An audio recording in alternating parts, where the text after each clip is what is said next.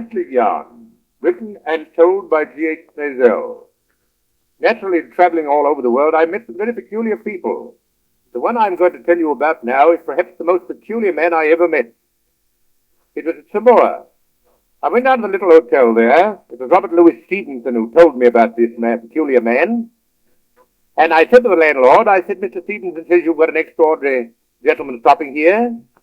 He said, I got one gentleman, he stopped here. I said, what's the matter with him?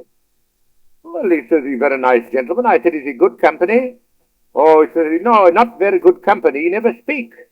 I said, what's the matter? Is he deaf and dumb? No, he says, he's not a deaf, he's not a dumb. He never speak, but he says he whistle a good deal. I said, how do you mean? Well, he says he tries to speak, and always he finish with a whistle. I said, how long has he been here? He's probably about 3 months. I said, he whistled all the time. I said, has he paid his bill? Oh, he said, he did not pay his bill yet. Well, I said, what do you do when you show him his bill? Well, he says he whistled. I thought this might be because the bill was rather long. I went in the smoke room. The young fellow was there, looked a fellow gentleman, looked very wretched. He was reading an old newspaper. I thought if he'd got anything to say, perhaps he'd better begin. I went and looked at the scenery. Well, he got a good deal to say, and he did begin. He came up and he tapped me on the shoulder, and he said, tapped me on the other shoulder, and he said, then I faced round, and I said, well, my friend, I don't seem to grasp your meaning. Can you talk at all? He said, yes.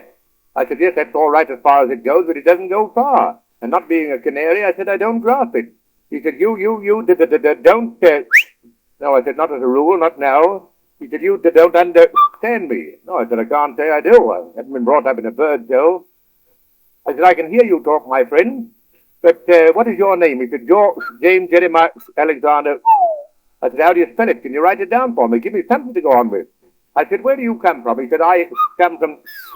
Yes, I said, I imagine you came from somewhere about there. He said, I come from New York. I said, I know New York very well. So might I inquire, without appearing rude, why you're located on this little island and whistling and going on this extraordinary manner? So he buttonholed me, he got very confidential, he gave me this right in the ear. He said, I said, go slow, there's no hurry, I shall stay a week or two now to found you.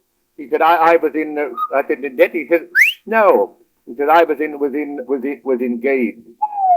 He said, I was engaged to a, oh indeed, I said, a nice girl.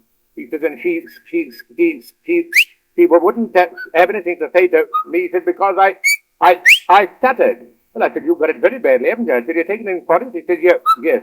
He says, the doctor, he said that if I was to whistle every time before I, from the course of time I could get cured. He said, that's why I whistled her.